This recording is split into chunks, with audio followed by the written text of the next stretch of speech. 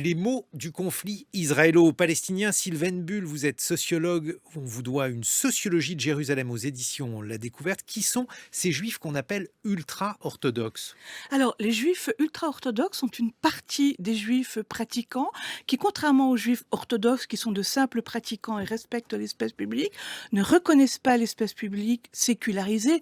Le terme de laïcité n'aurait pas de sens en Israël et demandent à ce que la loi halakhique, c'est-à-dire la loi juive sacrée, s'applique dans l'ensemble de l'espace public, à l'intérieur des communautés et dans les institutions religieuses. Alors que dit-elle, cette loi en substance? Puisqu'il y a énormément de commandements, mais si on devait en donner les principaux, Sylvaine Bull. Alors, la loi Alaric, qui concerne principalement la citoyenneté, dit que l'observance doit être culinaire, la cacheroute.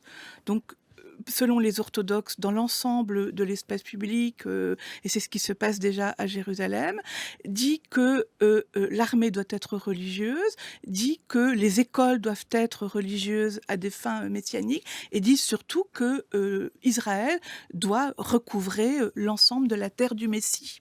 Ce qui signifie qu'on a affaire donc à des religieux qui ne reconnaissent pas l'État d'Israël? Absolument, et c'est l'un des très grands paradoxes d'Israël, surtout que les juifs orthodoxes, des ultra-orthodoxes représentent désormais à peu près 30% de la population, surtout chez les Ashkénazim que l'on va rappeler chassidiques. Les juifs donc originaires de l'Est. Voilà, de Lituanie, de Vilnius. Et donc le grand paradoxe, en effet, dont a rendu compte, par exemple, une très belle série, Autonomia, c'est qu'ils sont anti-étatistes, évidemment, c'est-à-dire qu'ils ne reconnaissent pas la Jérusalem terrestre ou Israël terrestre, donc qui n'est pas encore arrivé à la rédemption. Donc ce sont des personnes qui, par exemple, n'ont pas maille à partie dans les institutions et même au sein du conflit actuel, hein, ils ont une interprétation extrêmement messianique de ce qui se passe. Ils ne font pas l'armée. Mais alors, c'est un peu paradoxal parce qu'ils ne reconnaissent pas l'État, mais l'État les reconnaît puisque l'État les paye. Voilà, et c'est une des grandes fractures qui existent depuis 20 ans et qui était au cœur des grandes manifestations avant le 7 octobre. C'est que, en effet, les ultra-orthodoxes ne font pas l'armée. L'armée les paye et paye surtout les écoles, l'éducation des enfants et quelquefois, comme à Jérusalem, sur lequel il faudrait s'arrêter de quelques secondes, donne aussi une pension aux femmes des ultra-orthodoxes. Les juifs ultra-orthodoxes ne reconnaissent pas l'État, mais sont des entrepreneurs politiques et religieux. C'est-à-dire qu'ils ont su, en effet, s'allier avec des rabbins qui, eux, font pression sur le gouvernement pour obtenir des lois, la loi sur l'armée, la loi sur les écoles, etc. Donc ce sont en effet de redoutables entrepreneurs de la politique qui ont un électorat très très important, notamment dans les grandes municipalités, en particulier Jérusalem. Mais alors pour qui vote-t-il, Sylvaine Bull? Ils votent pour les partis ultra-orthodoxes, c'est-à-dire suprémacistes, voulant la loi Alaric, donc des partis qui ne sont pas sécularisés, des partis qui ne sont pas laïques et qui sont ultra-religieux, Est-ce qu'on peut les, sionistes religieux et suprémacistes. est-ce qu'on peut les classer à l'extrême droite?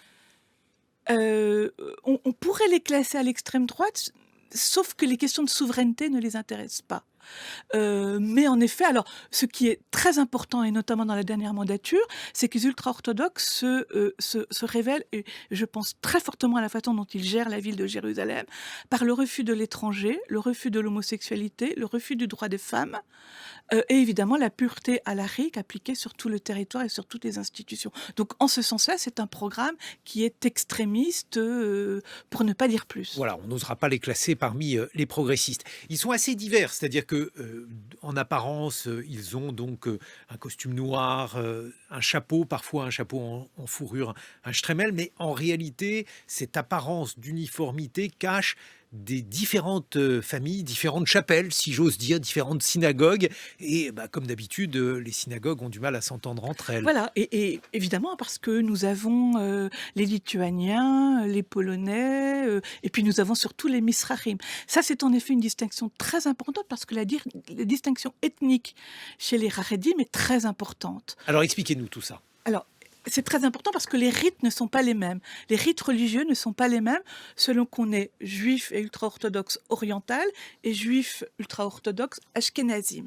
De tout point de vue. Mais ce qui est très important, c'est que cette distinction fonde une distinction politique. Les rabbins, ce ne sont pas les mêmes et le poids sur les partis politiques et le gouvernement n'est pas les mêmes. C'est pour cela que les ultra-orthodoxes misrachim, orientaux, ont leur propre parti qui s'appelle le Shas, qui est un parti qui est donc représenté au gouvernement et qui a la particularité de lier la question religieuse, avoir la loi à la règle sur tout le territoire, à la question sociale. Et c'est pour cela qu'ils ont beaucoup de voix et de succès, c'est-à-dire qu'ils considèrent qu'en tant que misrachim, y compris messianique, il est important d'avoir une place dans l'espace public. Et alors, ils sont aussi dotés d'un certain nombre de rabbins miraculeux, de rabbins historiques. Je pense par exemple aux Braslav, qui sont extrêmement importants. Alors, on les reconnaît, Sylvain Bull, parce que bien souvent, ils ont donc ces chapeaux en fourrure, ils ont le crâne rasé et de très larges papillotes. Tous sont des papillotes, mais les leurs sont particulièrement imposantes. Oui, mais les Braslaves est une catégorie au fond assez peu politique. C'est une catégorie assez spirituelle.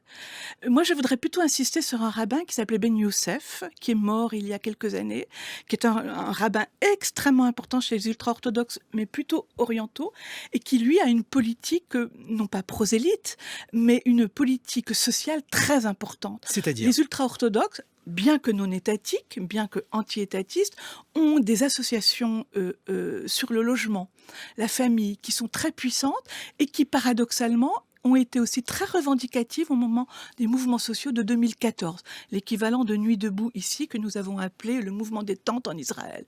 C'est-à-dire qu'ils revendiquent de la communauté, l'organizing community ou community organizing, à l'échelle des quartiers.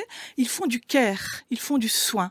Et c'est aussi comme cela qu'ils arrivent à avoir des voix, un électorat, de pousser leur rabbin qui va pousser au niveau du gouvernement. Alors, comme vous l'avez dit, les ultra-orthodoxes constituent aujourd'hui 30% de la population israélienne. Ils croissent très vite et ils se multiplient parce que bien souvent, ce sont des familles avec de nombreux enfants. Ça n'est pas rare dans une famille d'ultra-orthodoxes d'avoir 9, 10, 11 enfants.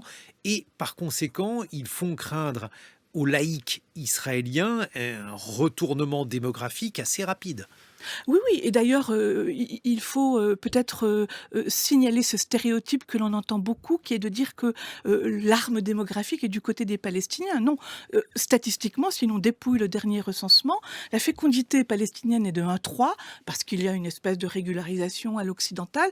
La fécondité, du foyer, ultra-orthodoxe est de 6,9. Donc on est plutôt près de 10 enfants et en effet, si l'on regarde la projection démographique, évidemment que la population ultra-orthodoxe sera majoritaire et donc c'est une crainte sur les Palestiniens, mais surtout sur les Israéliens sécularisés qui sont eux de moins en moins nombreux, notamment chez les Ashkénazim qui sont plutôt vieillissants. On comprend bien avec le portrait que vous nous en avez fait, Sylvain Bull, que si d'aventure il devenait majoritaire, le visage d'Israël en serait complètement changé. Il y a aussi une vraie question sociale parce que bien souvent les hommes ultra-orthodoxes ne travaillent pas, ou plutôt leur travail c'est l'étude de la Torah, tandis que les femmes, elles, travaillent, mais bien souvent, elles n'ont pas des emplois très rémunérés, ce qui veut dire que ces familles, je le répète, de 9, 10, 11 enfants, sont bien souvent plongées dans une relative pauvreté.